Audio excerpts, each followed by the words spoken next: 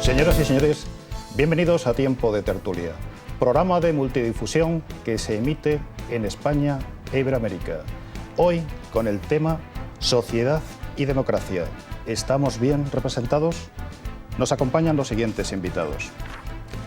Don Alfonso Rubio Muñoz, doctor ingeniero en informática, catedrático, diplomado en filosofía y empresario.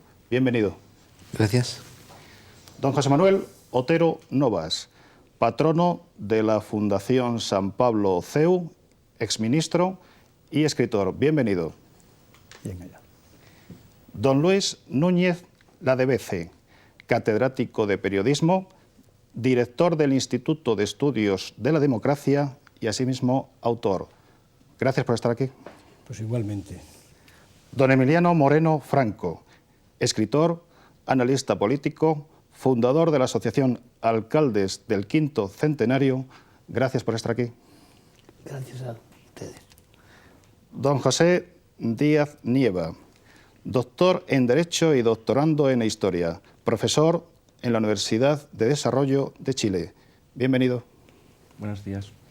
Y doña Laura Alcalá Zamora Díaz Berrio, doctora en Historia, especialista en evolución histórica de España y politóloga. Bienvenida. Muchas gracias, encantada. El hombre es un animal social.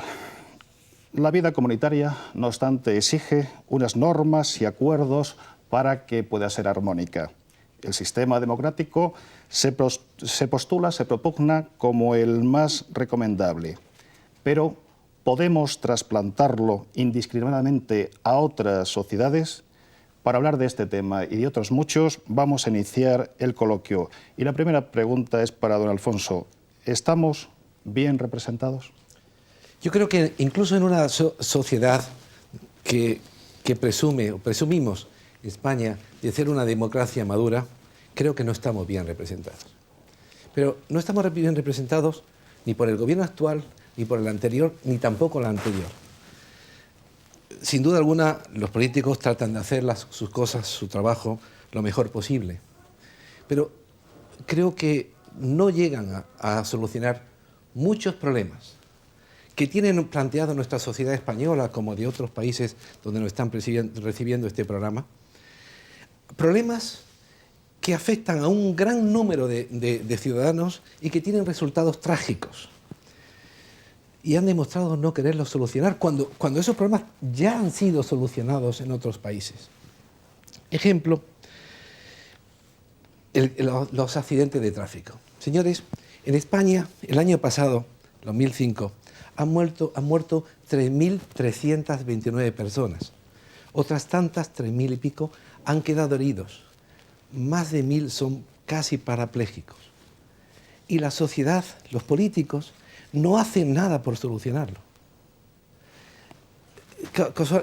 Curiosamente sacan una ley que los primeros días todo el mundo cumple, pero cuando los ciudadanos descubren que no están siendo vigilados, que no hay lo suficiente policías para sancionar, pues dejan de cumplirlas. Don Alfonso, vamos a matizar luego algunos de estos puntos de vista. Don José Manuel, estamos hablando de democracia y de políticos. Usted fue político. Conoció de primera mano la transición española, la instauración de la democracia. ¿Qué ha cambiado sustancialmente en estos 30 años? Bueno, respecto de la democracia, del sistema democrático, yo creo que prácticamente no ha cambiado nada. O sea, yo creo que en estos 30 años nuestra democracia no ha avanzado, o sea, permanece tal como la establecimos. Y yo debo decir que, por supuesto, yo creo en la democracia. Yo, efectivamente, cuando muere el general Franco en España, yo he dedicado varios años de mi vida en exclusiva a establecer este sistema democrático. Estoy razonablemente satisfecho del resultado conjunto de nuestra actividad y debo aclarar que nuestra democracia, que el mantenimiento de los contenidos mínimos de nuestra democracia, a mi juicio, puede incluso merecer la pena que demos la vida por ello. Pero dicho lo cual, También quiero señalar que tanto la democracia española como todas las democracias occidentales, no conozco ninguna que sustancialmente salga del marco al que yo me voy a referir, todas las democracias occidentales hoy yo creo que tienen muy poquito contenido democrático, tienen muy escaso contenido democrático. O sea, en definitiva, cuando las generaciones futuras examinen nuestra realidad presente, verán que el pueblo pues, es convocado cada X años para seleccionar más o menos entre 2, 3, 4 candidatos cuál debe gobernarle. No entre todos los conciudadanos, sino entre 2, 3, 4 personas que otros ciudadanos preseleccionan. Y en definitiva el pueblo pues, elige entre 2, 3, 4 programas políticos. Los 2, 3, 4 programas políticos pues, probablemente en su 50% son coincidentes, en otro porcentaje son ambiguos, confusos, pero en cualquier caso no se puede presentar cualquier programa a unas elecciones y además incluso los líderes que salen elegidos, una vez que salen elegidos, no cumplen sus programas y además el sistema está previsto para que no cumplan los programas. Luego entraremos en detalle en estos temas. Don Luis, ¿la sociedad es producto de un contrato?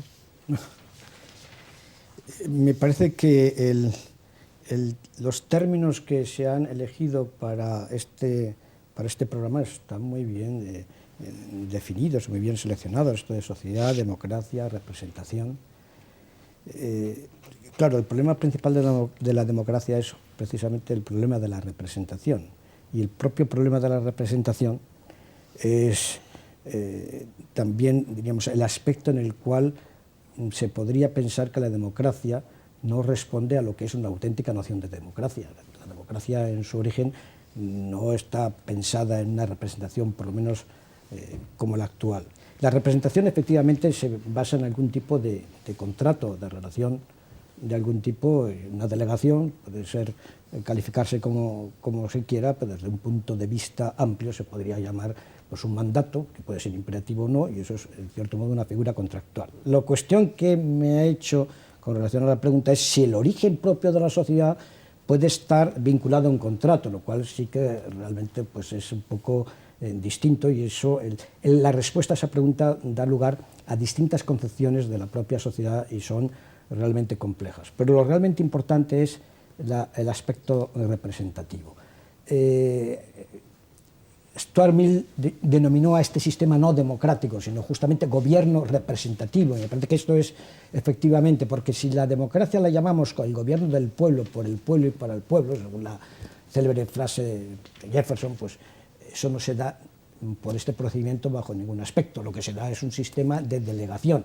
Y claro, todo sistema de delegación tiene desvirtuaciones. Muchas de ellas son las que acaba de señalar en mi predecesor en estos comentarios, y otras son muchas de las que se pueden hablar. El sistema representativo probablemente sea, diríamos, el mejor modo de conseguir aquello que es condición sine qua non de la democracia entendida como la entendemos hoy y como se entiende siempre, que es la posibilidad de revocar el poder a quien se le delega, porque claro, el uso del poder supone que quien tiene el poder puede imponer su voluntad a los demás, pero entre las posibilidades de esa imposición está la de perpetuarse en el poder. Si la democracia y el sistema representativo no tiene algún sistema, algún procedimiento seguro que esté por encima de las apetencias de vincularse perpetuamente al poder del poderoso, entonces diríamos ahí hay una adulteración, cuando no una perversión completa de la democracia. Esto puede estar pasando ahora mismo, probablemente no en los sistemas europeos, pero sí en algunos llamadas democracias iberoamericanas o latinoamericanas. Ahí vamos, don Emiliano. ¿Usted cree que ha habido una imposición de esos regímenes democráticos en Hispanoamérica? Es decir, no tanto quizá por parte de España, sino de las grandes potencias occidentales. ¿Ha habido una manipulación real? ¿Ha habido un intento de implantación que ha dado frutos inesperados? No. Habría que pensar este planteamiento. De todas maneras, yo creo que la democracia formal en en esa América antiguamente de habla española y actualmente de habla española y portuguesa, sí es una imposición que viene dada por los tiempos, por las grandes potencias y por no se puede aceptar ya ni los propios norteamericanos en su traspatio pueden aceptar regímenes como el trujillato o como el porfiriato en su época, es decir, hay una necesidad de mantener una democracia formal en la que todos jugamos, desde las Naciones Unidas hasta las grandes potencias de este momento. Y en Hispanoamérica, Iberoamérica, Indoamérica o América indocastellana, como se quiera, pues se siguen las mismas reglas de juego que en esta Europa occidental y cristiana, porque estamos en el mismo ámbito mundial. Don José, ¿cree usted que podríamos establecer un paralelismo fiel entre la transición democrática chilena y la española? Bien, hay un cierto paralelismo y evidentemente también hay cosas que diferencian la transición chilena de la transición española. En las diferencias creo que hay dos puntos importantes a tener en cuenta. Uno, que la transición chilena se produce escasamente 15 años después del golpe de Estado, y la transición española se produce cerca de 39 años después de la Guerra Civil, o al menos de los inicios de la Guerra Civil. Esto hace que los hijos de los que hicieron la Guerra Civil fueran los principales motores de la transición, también gente que participó en la guerra o gente que vivió en la guerra. Pero sobre todo fueron gente que en los años 40, 50 se incorporan a la sociedad, mientras que la transición chilena, la hacen los mismos protagonistas, en mayor o menor medida, pero los protagonistas del 11 de septiembre del 73. Otra diferencia que separa la transición chilena de la española, evidentemente, es el hecho de que en Chile el Franco está vivo y en España el Franco está muerto, y las lealtades personales pues influyen bastante en este punto. Hay un punto en común, que es que tal vez hay un cierto dirigismo en la transición desde la cúspide del poder político, pero también con una diferencia, que es el origen. Es decir, en España, con la muerte de Franco, el franquismo ha acabado, es decir, no tiene sentido continuar con el franquismo.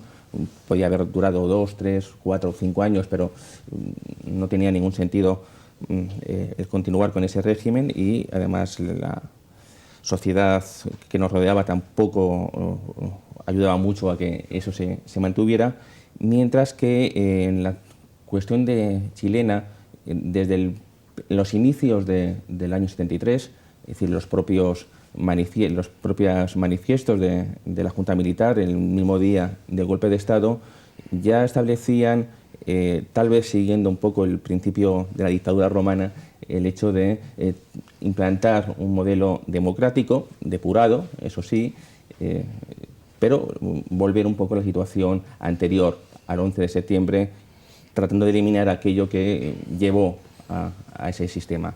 Con lo cual, evidentemente, la guerra civil, el resultado de la guerra civil lo que implantó fue un nuevo sistema, un nuevo orden, mientras que el 11 de septiembre, en el fondo, lo que significaba era tratar de volver a un sistema democrático, tal como establece la Constitución del 80, cuyos pasos se cumplieron a rajatabla. Por lo tanto, no hubo ahí ni presiones internacionales ni pacto con la oposición. Simplemente se decidió que la ruta era un plebiscito en el año 80, un plebiscito en el año 88, y si se perdía o se ganaba, ocurría una cosa u otra, que fue lo que ocurrió, mientras que en España, evidentemente, a partir del año 76, pues se negocia con la oposición una serie de rutas, de caminos a seguir. Doña Laura, usted nace en la década de los 70. Representa, por tanto, a las últimas generaciones de intelectuales que solo han conocido situaciones políticas y sociales anteriores a través de la historia, a través de su propia formación. ¿Entiende que se podría concebir otra realidad política o social que la que tenemos actualmente en pleno siglo XXI? Entiendo que podría haber un mayor entendimiento entre las partes. De hecho, yo lo he vivido en mi propia familia, no directamente, pero sí a través del legado que, sobre todo, mi padre me ha transmitido. Y he vivido ese entendimiento entre dos ideologías, entre dos tendencias políticas muy distintas, y veo que es posible. Lo único que hace falta es personas inteligentes y mucha humanidad para llegar a ello. Y me doy cuenta que en la sociedad actual es justamente de lo que estamos faltos, de esas dos características básicas, pero soy consciente de que es posible y que hay que trabajar en ello, por supuesto. A partir de ahora, señores, les invito a que intervengan cuando lo consideren oportuno. No obstante, yo seguiré haciéndoles algunas preguntas. Don Alfonso, usted nos comentó antes que entiende que los políticos no cumplen bien con su función, pero como informático, como especialista, quería preguntarle, ¿técnicamente es posible que nuestros políticos, los políticos actuales en general, sepan lo que opinan y lo que quieren sus conciudadanos? Sin duda alguna, hemos llegado a la sociedad de la información, y la sociedad de la información, dicho en breves palabras, es esa posibilidad técnica que hoy existe de que cualquier persona puede estar comunicada con muchas otras personas, sino de una forma síncrona, sí, asíncrona, que es suficiente, y puede recibir información de todos ellos sobre cuáles son sus necesidades, cuáles son sus problemas, o qué es lo que ellos piensan ante un determinado problema. Sin duda alguna, la tecnología está ahí. Pero ¿qué es lo que ocurre? Lo que ocurre es que, como aquí ya se ha citado antes, el político, lo que le interesa en la democracia, y creo en la honestidad de los políticos, cuidado, o de la mayoría de los políticos, pero el político lo que le interesa a la democracia es como medio de alcanzar el poder. Ya no hay que crear guerras para alcanzar el poder. Ahora basta con utilizar esa herramienta que nos da la democracia. Pero cuando están en el poder se olvidan de hacer todo aquello que la sociedad necesita y lógicamente está a su alcance, y sus acciones de gobierno se concretan en aquello que no les va a restar votos. Vuelvo, si me permite, al asunto del tráfico, porque creo que es algo muy, muy fuerte. Señores, esta próxima Semana Santa, todos sabemos que va a haber más muertos que la matanza de Atocha. ¿Me quieren ustedes decir qué se está haciendo para ello? Se sacó una ley que se limitaba la velocidad. Tengan en cuenta que de esos 3.329 muertos del 2005, la inmensa mayoría era por exceso de velocidad. ¿Qué es lo que se está haciendo para limitar? Pues nada, hasta se atribuyen esto de decir que se van a poner unos radares en unos lugares donde va a ser conocido por todos. Pero bueno, pero usted, señor político, usted lo que pretende, insisto, me da igual el qué color, porque todos los gobiernos precedentes al actual lo han hecho exactamente igual de mal.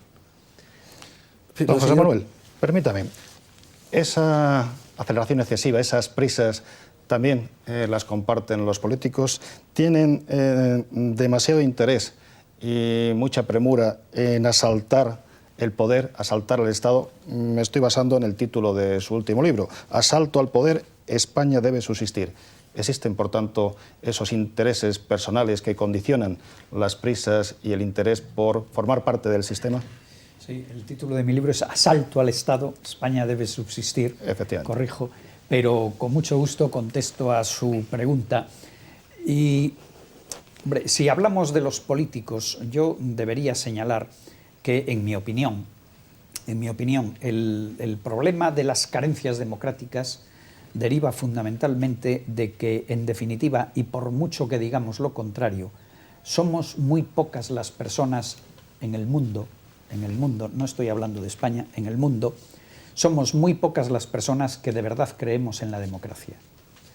No voy ahora a remontarme a decir que hay periodos y épocas donde todo el mundo es antidemócrata y la gente pide los sistemas autoritarios y apoya los sistemas autoritarios. No voy a recordar tampoco ahora la enorme cantidad de filósofos y de pensadores que a lo largo de toda la historia se pronuncian en contra de la democracia, sino que me voy a referir a la situación actual del mundo. Un mundo que oficialmente es demócrata, pero demócrata absolutamente, sin discusión ninguna. Sin embargo, por ejemplo, tomemos pues uno de los más característicos filósofos y politólogos actuales, un señor del centro izquierda aproximadamente, del centro izquierda italiano, Giovanni Sartori. Cojamos sus últimas obras, incluida la última obra del año 2005, el Homo Videns.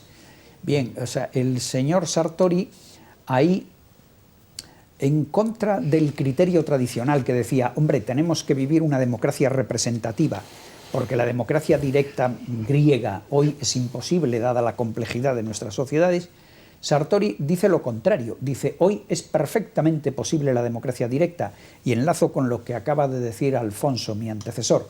Hoy es perfectamente posible, los avances de la técnica permiten conocer las decisiones y los puntos de vista de todos los ciudadanos. Pero, dice a continuación Giovanni Sartori, Dios nos libre, porque en definitiva hay que tener en cuenta que las personas informadas en una sociedad de los asuntos políticos, dice él, están entre el 10 y el 25%, y de ese 10-25% de personas informadas, solo un 3% tiene capacidad para dar una opinión, de tal manera que Dios nos libre de que llevemos la decisión al pueblo, lo cual naturalmente, si usted lo analiza, tendrá que llegar a la conclusión de que este señor no cree en la democracia. Si la democracia es el poder del pueblo, la soberanía popular, etc., este señor no cree. Pero no tenemos que ir a los filósofos, ni tenemos que ir muy lejos. En España tenemos, y no voy a hacer crítica política de nadie porque yo estoy al margen de la política activa, tenemos en las semanas últimas, tenemos un fenómeno relativamente reciente, que el líder de la oposición pide en una determinada materia un referéndum. Quiero que el pueblo opine. Y bueno, y está recibiendo pues una luz de descalificaciones diciendo eso es un golpe de Estado, eso es anticonstitucional, eso es antidemocrático. ¿Cómo se puede decir que pedir la opinión al pueblo sobre un tema importante es antidemocrático? Bueno, esto revela que es verdad que nuestras clases políticas en gran medida, no todos, pero en gran medida no creen de verdad en la democracia. Yo luego, a lo largo del debate, matizaré y propondré soluciones. Don Luis. Yo seguiría con este tema. Seguiré usted, pero permítame que le introduzca nuevas posibilidades al tema. Es usted autor de un par de libros realmente interesantes y muy acordes con los temas que estamos tratando. Uno, si no recuerdo mal, se titula Identidades humanas, conflictos morales en la sociedad. Y el otro, La ficción del pacto social. Me interesa que ahonde usted en lo que considere, pero que también nos hable de esos problemas de identidades nacionalistas y del comunitarismo. Eso es saltar, diríamos, casi por un océano de diferencias, ¿no? Voy a tratar diríamos, de satisfacer los dos objetivos, porque me parece que lo que ha dicho mi antecesor, el señor Otero Novas, es muy interesante y que plantea problemas que merecen una reflexión. Sobre todo, el problema principal, yo creo que Ortega lo definió muy claramente. Dijo que había dos preguntas importantes en la política que tenían dos tipos de respuestas diferentes. Una es, ¿cuál es, digamos, el procedimiento mejor de gobernar una sociedad? Y la respuesta a esa pregunta, mejor o al menos el menos malo, es la democracia. Y otra pregunta es, ¿hasta dónde tiene el gobernante poder? ¿Cuáles son sus límites? Si puede hacerlo todo. Y la respuesta a esa pregunta se llama liberalismo, o por lo menos, diríamos, para evitar, porque la palabra liberalismo también puede tener muchas interpretaciones, margen de libertad o contornos de libertad en los cuales el ciudadano puede actuar libremente. Yo coincido casi totalmente con lo que, bueno, casi no, sin casi, totalmente con lo que ha dicho mi predecesor, y únicamente creo que necesita algún tipo de añadido. Y el añadido es que, efectivamente, si dejamos al pueblo que concentrar en todo tipo de poder y que resuelva prácticamente sobre todo aquello en que la propia política le permite, le da margen de resolución, entonces Sartori tiene razón. No es posible. La cuestión es que la democracia y, diríamos, las competencias del poder tienen que ser limitadas.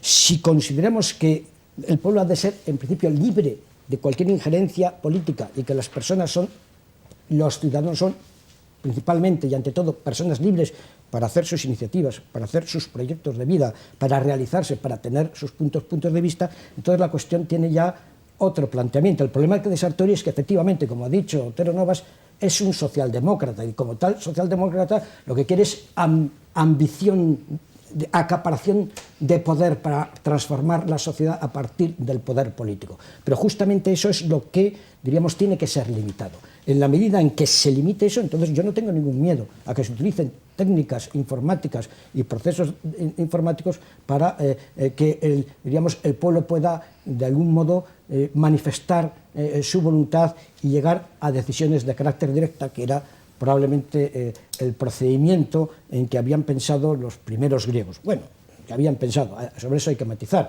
La democracia griega, y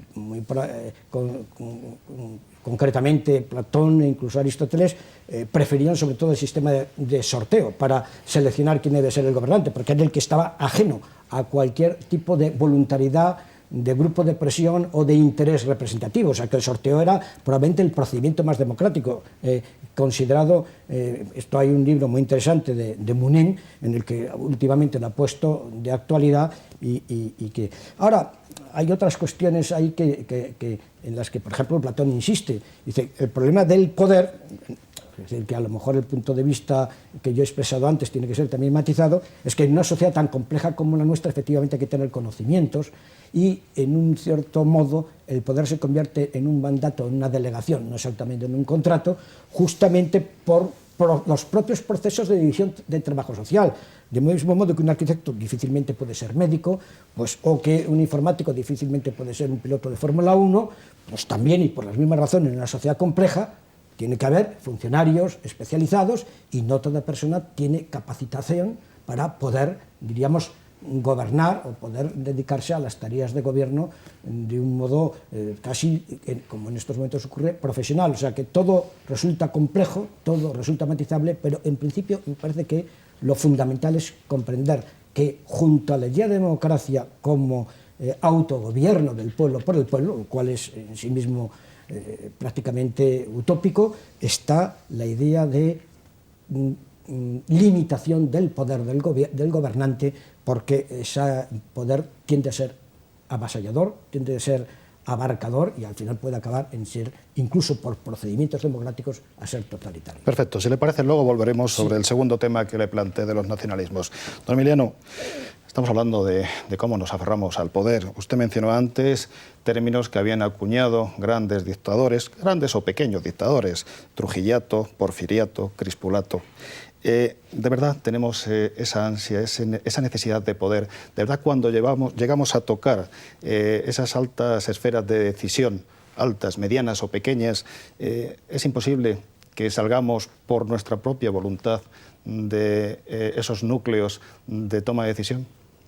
Tema muy difícil. Aquí hay personas como José Manuel, que ha sido ministro, político ejerciente, que podría contestar mejor que yo, que mi labor, mi deseo, mi meta, mi aspiración no ha sido el poder político.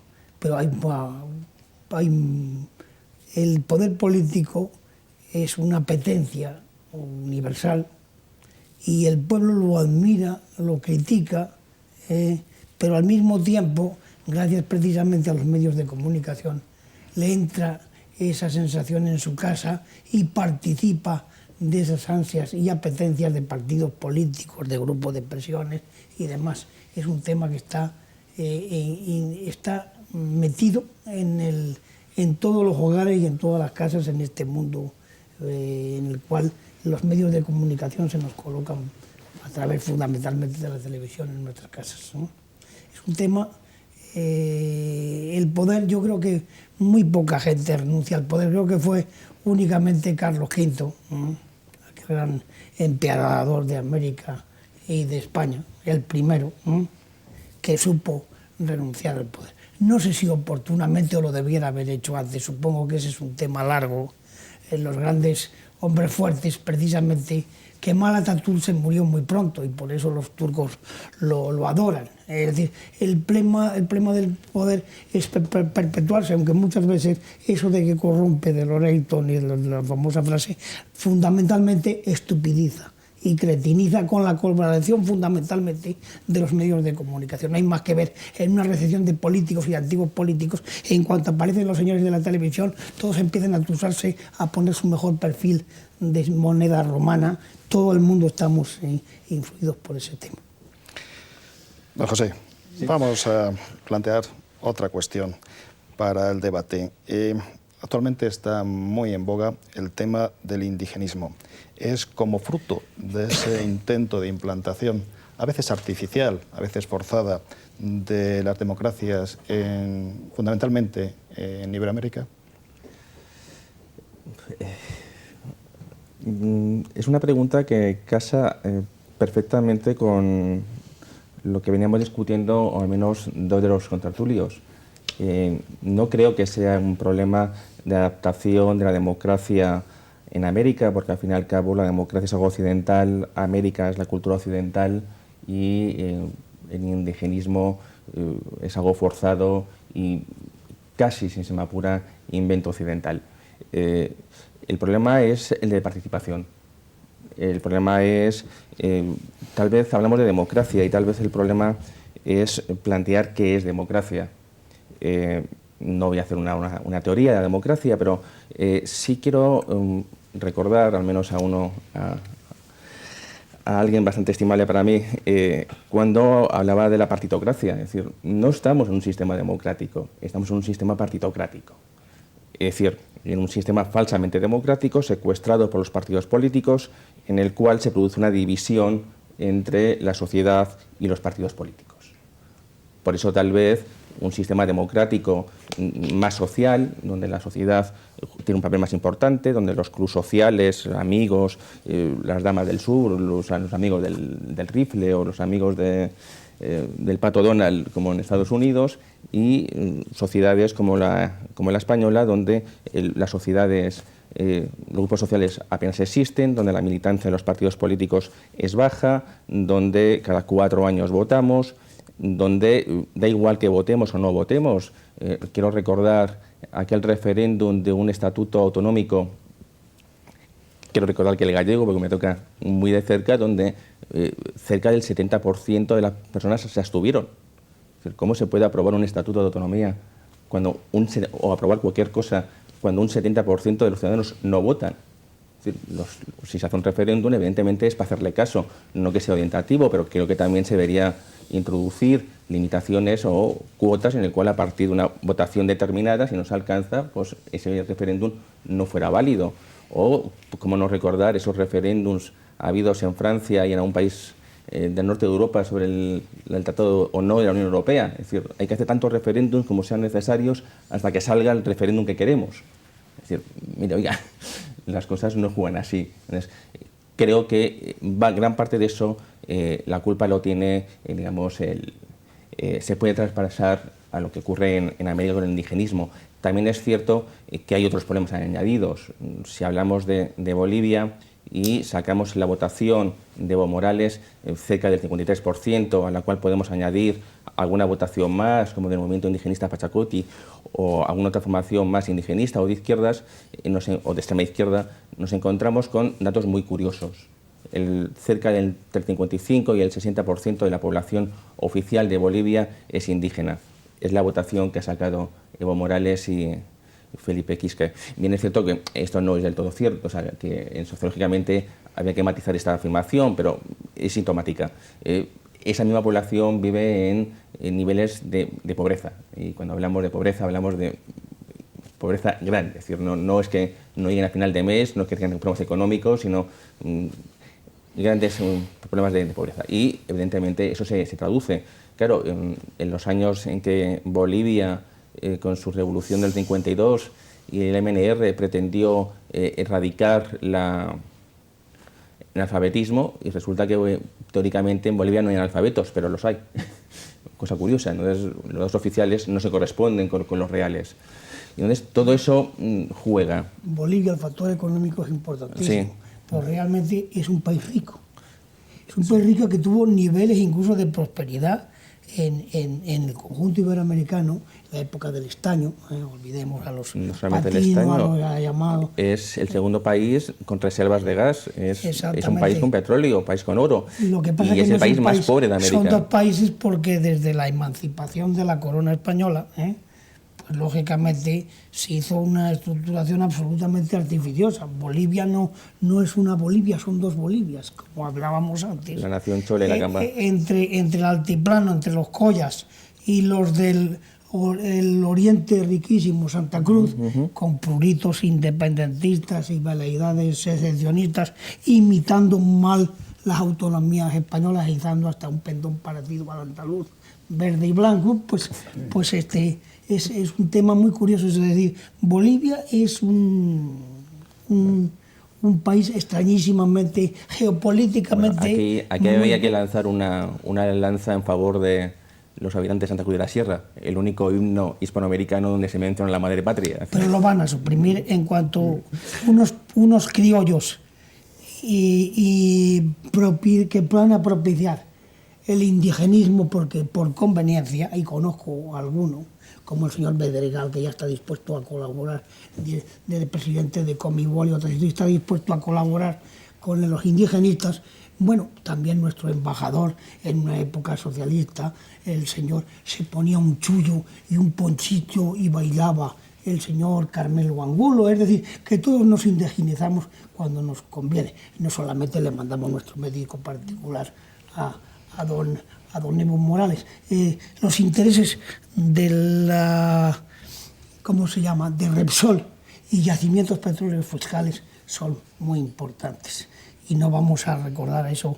Hacer nuestra política con ese mundo hispanoamericano que tanto invocamos, en torno a los 12 de octubre especialmente, siguiendo pautas del colonialismo comercial norteamericano europeo, creo que es un error. Nosotros no podemos hacer lo de los americanos, es decir, los intereses de la Repsol, los intereses de España, los intereses de la Repsol son otra cosa, y los intereses culturales y anímicos y personales de España, incluso de la corona, que es el aglutinante, y que conste que hay un sentimiento monárquico subyacente en las masas indígenas, que yo lo he visto por lo menos en algún país, porque queda el viejo recuerdo del tata rey de España lejano, protector y amigo frente al criollo directo, hijo de blanco y explotador directo. Eso lo has comprobado tú en Bolivia.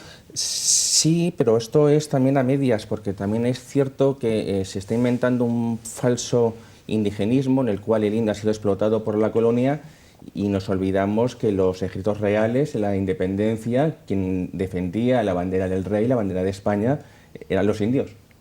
Sí. Y quienes explotaban a los indios eran los criollos, que eran los que querían independizarse. Y abundando en lo que dice, en el Perú insurgente y serrano, la gente mantiene un lejano, luego convertido o reconvertido por los caudillos de la emancipación, los Santander, los Bolívar y los Santa Cruz en Bolivia, convertido en caudillismo personal, pero realmente viene del dominio lejano, distante, paternal de la corona. Estamos de acuerdo en eso, ¿no es así? Sí. Entonces es verdad que en Ayacucho había más indios en el ejército realista que en el las tropas independentista. patrióticas Y también es independentistas. verdad que en Ayacucho, en un cuarto de hora antes, se reúnen simplemente para pactar la batalla. Y ocurre la anécdota que conocerás del general ecuatoriano, que terminado un rato, mantiene la afición, se baja del caballo, se sienta al pie del caballo y dice: ya estoy harto de esta pendejada, se acabó. Exactamente. Es decir, que el tema y las logias ahora son folclóricas en Europa, relativamente, pero en América tuvieron mucha importancia. Pero eso sería motivo de otro coloquio. ¿Quiere rematar, don José?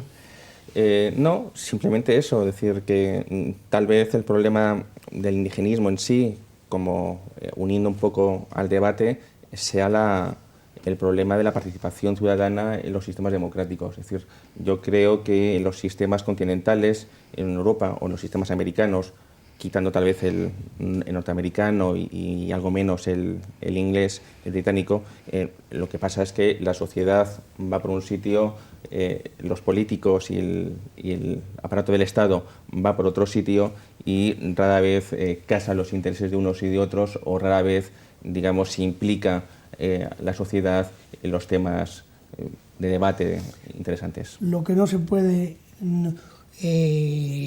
ocultar ni difuminar, ni con anécdotas, es exactamente que Bolivia es del mundo hispanoamericano uno de los países más pobres, solamente precedido por la gran joya de la latinidad francesa, que es Haití, está claro.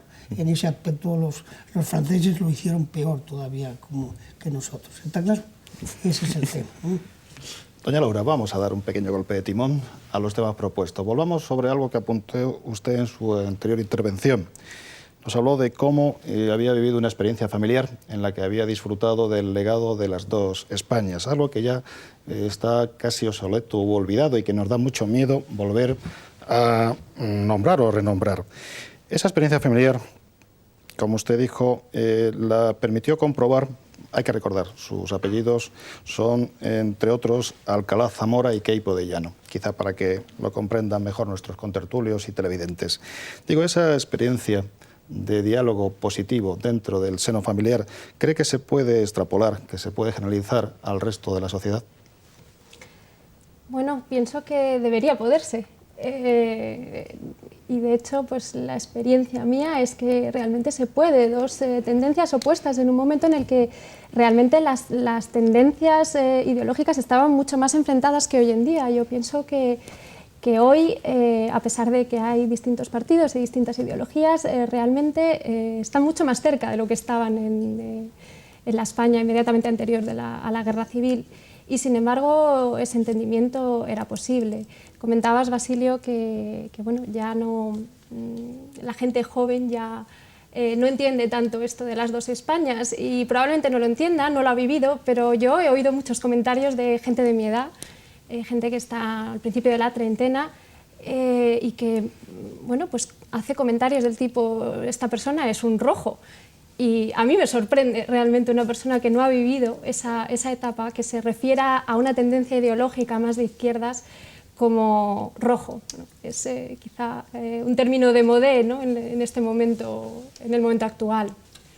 Laura, si me permite la interrupción, pero lógicamente tú has vivido la tragedia de la incivil guerra profundamente, y forma parte y es consustancial a tus dos apellidos, al margen de otros, y es consustancial a tu circunstancia personal. Pero no todos los españoles están en ese tema, y menos los de tu generación, y exhumar los fantasmas del pasado, es decir, memoria histórica, recuperación de documentos que a veces ni han sido, vienen de otras partes, son temas que habría que tratarlos, pues, como decía, joven, las experiencias con gaseosa. Dejemos esas cosas como están, ya sabes por dónde voy, ¿eh? Sí. Bueno, don Alfonso, estamos hablando fundamentalmente de cuestiones relacionadas con el poder político, con el poder legislativo, el poder ejecutivo, pero me gustaría que me comentase de ese otro poder, el poder judicial. ¿Cómo ve usted la situación actual? ¿Existe realmente una confianza en la justicia?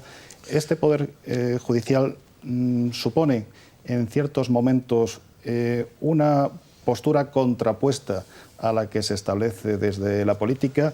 Y otra segunda pregunta, para que dosifique usted las respuestas cuando considere: ¿considera que tenemos salud democrática y social en nuestros días? Bien, bueno, yo no soy un empresario, no puedo entrar en debates intelectuales como los de otros contertulios, de los cuales aprendo mucho, y es un placer oírles.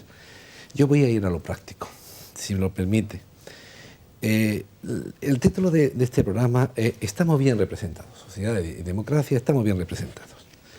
Yo mantengo la teoría de que no del todo. incluso en sociedades que tengan una buena salud democrática, como creo que afortunadamente es hoy a la española, gracias al esfuerzo de tantas personas como de José Manuel. Pero efectivamente ni los políticos ni los medios de comunicación son sensibles a las necesidades que realmente tiene la sociedad. Por ejemplo, yo estoy aquí pues casi de casualidad.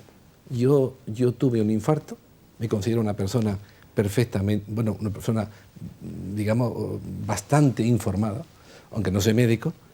Yo tuve un infarto y tardé como 10 horas en el hospital porque yo no podía suponer que estos síntomas tan leves, tan suaves, señores, sepan que un infarto no duele. Por eso se muere tanta gente.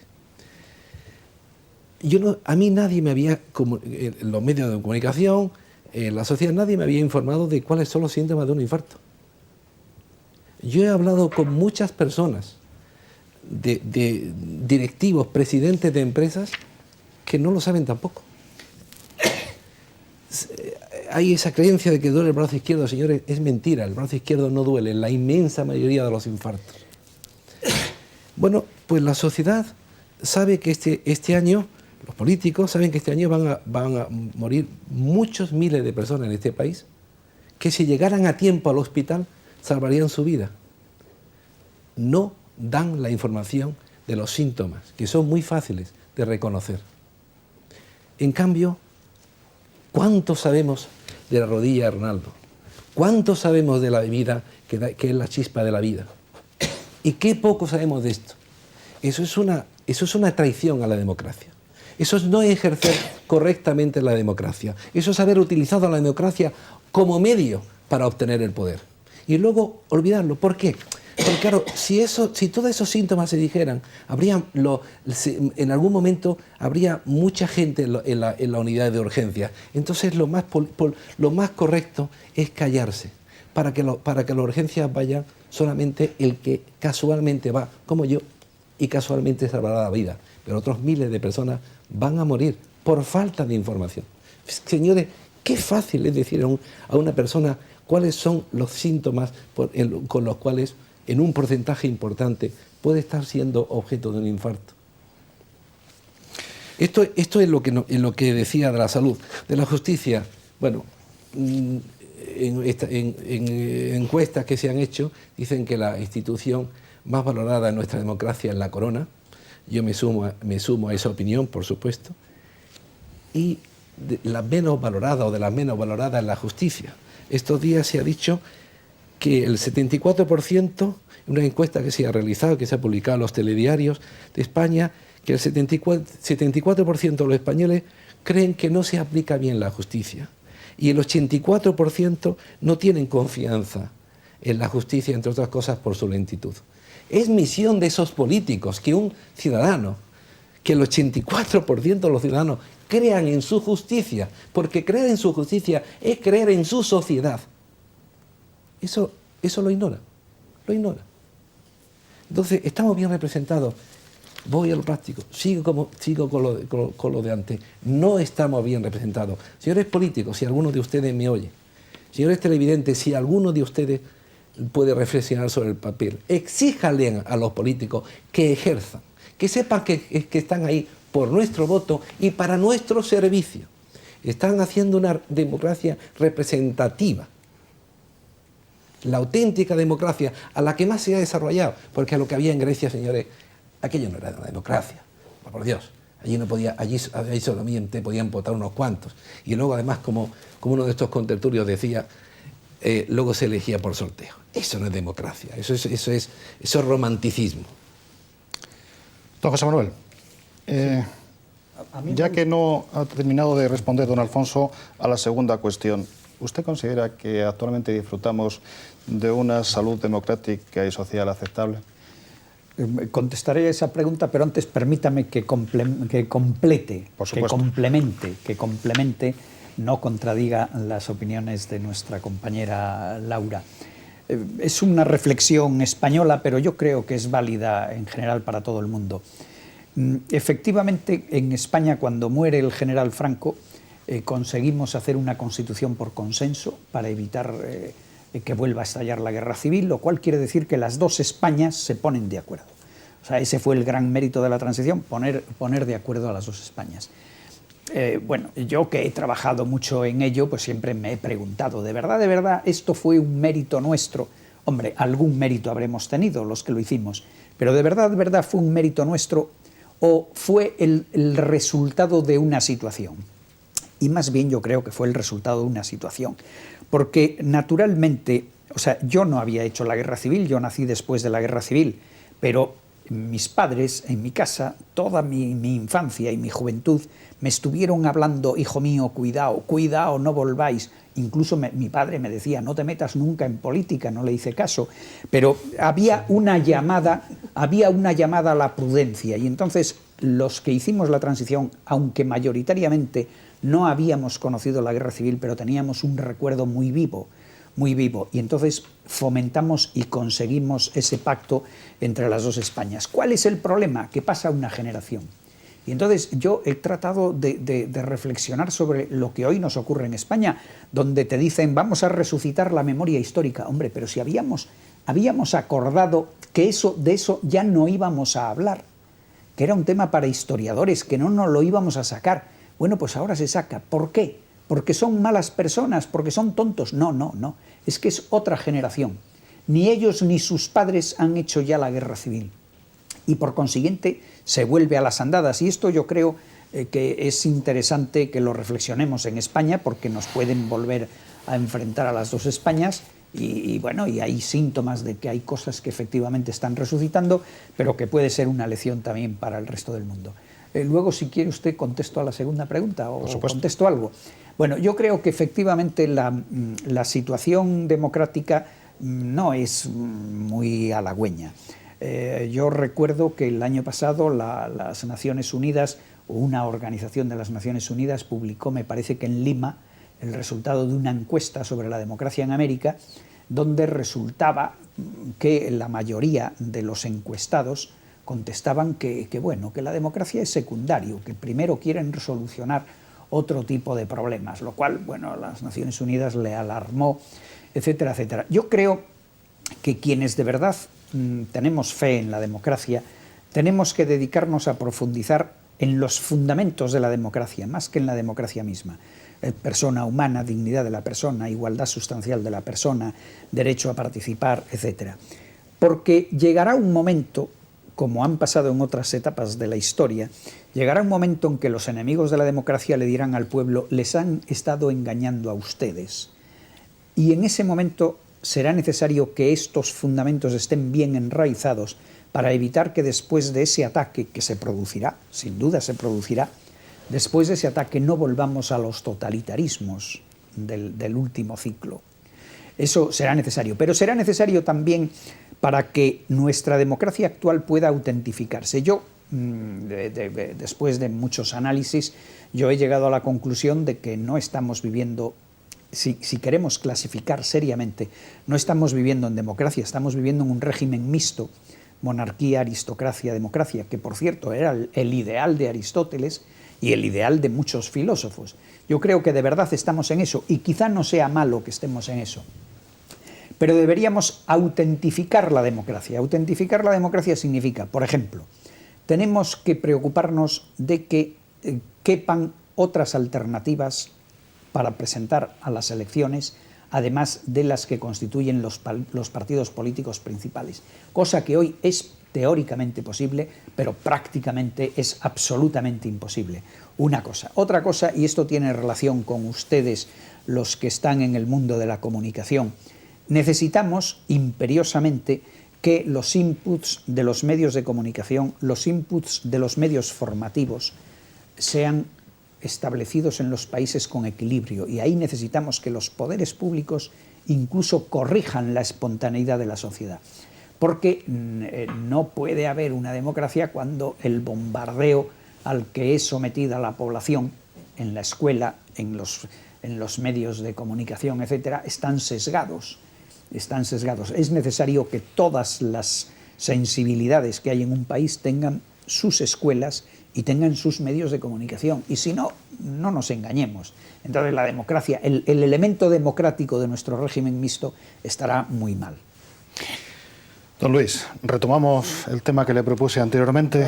Hablamos un poquito de esos... Con el indigenismo, en cierto modo, o sea, que ya no me importa, es decir, que... Pero no olvidemos que nuestras tribus son los euskaos y los gareuscos, y ese es un tema importante. El indigenismo lo tenemos aquí también, ¿eh? Un componente o lingüístico o etnorracial, que es la base del indigenismo amerindio, o, por decirlo de alguna manera. Y yo sé que estoy sacando de contexto el tema y trayéndolo a la vieja... No estás sacando de contexto, lo único que estás haciendo simplemente es, no sé, presuponer algo que yo todavía, de lo que yo todavía no he hablado, bueno, pero sacar del contexto no. Diremos que me he valido de una argucia para plantear un tema que va unido al respeto por la corona. No hay respeto por la corona como tal sistema. Hay respeto por la corona y eso es importante y eso es muy positivo para el conjunto de los pueblos de las Españas, simplemente porque ellos representan la unidad. Y eso es lo que nuestro jefe de Estado ha sabido interpretar magníficamente. Exactamente, la corona de por sí, además, nuestra generación, José Manuel López, no fuimos educados precisamente en un fervor monárquico absoluto. Eso discrepo. Cuando digo la corona, ya sabemos lo que estamos hablando con la corona. Estamos hablando de don Juan Carlos, estamos hablando de doña Sofía, estamos hablando de don Felipe. Esas personas supieron hacerse con el amor y con el respeto de toda una sociedad, de todas las clases de diferentes estratos sociales y culturales, supieron hacerse aún a pesar de que este país, como decían muchos, era profundamente republicano. Ese es el gran valor de la corona. Tanto fervor, Alfonso, don Emiliano, no comparto tanto fervor. Permítame, señores, simplemente creo hay que reconducir que el sí, tema. en la jefatura de Estado vamos en España... a globalizar. Permítanos sé si retomar profundamente el orden anterior de intervenciones. No ha terminado don Luis. Termine usted, don Luis. Pero sí, sí, me parece, creo que aquí tiene que haber espontaneidad, de que si no, el someter esto a normas y reglas de tráfico, aunque a lo mejor a Alfonso le gustan, yo tengo sobre esto también ciertas precauciones. Es decir, a mí, yo comprendo... Quiero decir que las personas son responsables de sus actos, volviendo a un tema, y si alguien conduce a más de 120 por hora, el principal responsable es él. No necesita ningún guardia, ningún vigilante, porque si no tendríamos que tener vigilancia para todos, vigilancia para ver si nos va a dar el infarto. Yo no tengo ningún conocimiento ni de eso, ni sé exactamente calcular la estructura de cimentación de un edificio para que no se caiga. No puedo estar con información, sobre todo justamente porque una sociedad como la nuestra, basada en la división del conocimiento, en la especialización y en las distintas, diríamos, capacidades profesionales, uno no puede abarcar ni siquiera remotamente el factor común de todas ellas para estar prevenidos sobre todas las desgracias o todas las posibles cosas que podamos lamentar. Eso, diríamos, con relación a, por ejemplo, con respecto a la justicia, pues con respecto a la justicia se pueden hacer muchas críticas, pero hay que ver exactamente cuál es el tema principal con respecto a la justicia. Tiene dos elementos: el aspecto técnico, la dificultad de, en una sociedad en la que hay una gran cantidad de litigios, pues poder afrontar con tiempo a todos ellos y resolver, diríamos, las reclamaciones entre las partes. Bueno, pues desde el punto de vista técnico, nuestra justicia tiene pues muchos, diríamos, inconvenientes y probablemente muchas debilidades. Ahora, desde el punto de vista de lo que es el aspecto esencial, lo que es democráticamente lo que interesa, si hay una justicia independiente del poder político ejecutivo, que es el auténtico poder, o del poder legislativo, bueno, pues yo creo que una cosa es la percepción del ciudadano y otra cosa, diríamos, es el análisis. Está bastante todavía y esperemos que se mantenga aquí y probablemente en otros países. Yo no lo diría de todos. Por ejemplo, en un país como Argentina, donde los jueces son elegidos por el poder ejecutivo, pues yo ya entiendo que ya no hay una auténtica división de poderes, o por lo menos una separación de poderes que puedan contraponerse y que puedan actuar unos... Eso es lo que a mí me da miedo, por ejemplo, en Venezuela. Eso es lo que temo que el señor Evo Morales ni sepa exactamente ni lo que es, ni remotamente, y lo que el indigenismo tampoco se puede plantear, ni siquiera como elemento de comprensión, ¿no? O sea, que decir, estamos tratando temas en los que hay una gran cantidad de factores y de perspectivas que nos resultan muy difícilmente abordables desde un punto de vista unitario. Ahora, ya concretamente sobre el asunto del indigenismo. Yo voy es decir, el libro que yo he escrito sobre esta cuestión, que no trata del indigenismo, por supuesto, sino de otra idea, que tiene bastante que ver ya con lo que ha dicho Emiliano acerca de lo que son las identidades y las entidades colectivas. El problema principal es ¿cuál es? ¿Qué se antepone a qué? Si la identidad de la persona a la del grupo o la identidad del grupo a la de la persona. ¿Y cómo garantizamos una cosa respecto de la otra? Esa es la cuestión principal, sobre todo en las democracias modernas. En una, diríamos, sociedad indígena realmente, que no pretende nada más que vivir de acuerdo con los postulados indigenistas y en su propio entorno, eso no admite problema. El grupo prácticamente diríamos que predomina sobre la persona. En una sociedad ya más individualizada, más compleja, y como es la nuestra, en la cual además aspira a ser democrática y por lo tanto que sea el pueblo en sí mismo el que decida el devenir y la capacidad de decisión de las adoptadas por el poder, entonces hay que tener en cuenta ese aspecto al que ya se ha hecho referencia antes acerca de cuáles son, diríamos, los fundamentos mismos de la democracia. Los fundamentos mismos de la democracia es el respeto a la dignidad de las personas. Y el respeto a la dignidad de las personas tiene que prevalecer sobre el respeto a la identidad del grupo. Esta es la cuestión fundamental y esto es lo que, en cierto modo, en muchos ambientes y tal vez por esa profusión del multiculturalismo se está poniendo en entredicho y cada vez hace más complicada la situación. Don Luis, don Alfonso, me van a permitir, me dicen en realización que estamos fuera de tiempo. Se quedan muchas cuestiones pendientes de respuesta. Hay muchos temas que no hemos tratado. No hemos hablado del papel de la mujer en nuestra democracia, en nuestra sociedad actual. Quedan pendientes para otros programas porque se ha demostrado que los temas que hemos abordado ahí son interesantes, son temas que tienen múltiples vertientes y enfoques muy diferentes. Lo siento por todos los que no pueden hablar ahora, pero hasta aquí, señores y señoras, tiempo de tertulia, que hoy les ha ofrecido el programa Sociedad y Democracia. Estamos bien representados, para lo cual hemos contado con la inestimable presencia y colaboración de nuestros invitados, don Alfonso Rubio Muñoz, don José Manuel Otero Novas, don Luis Núñez Ladevece, don Emiliano Moreno Franco, don José Díaz Nieva y doña Laura Alcalá Zamora. Muchas gracias.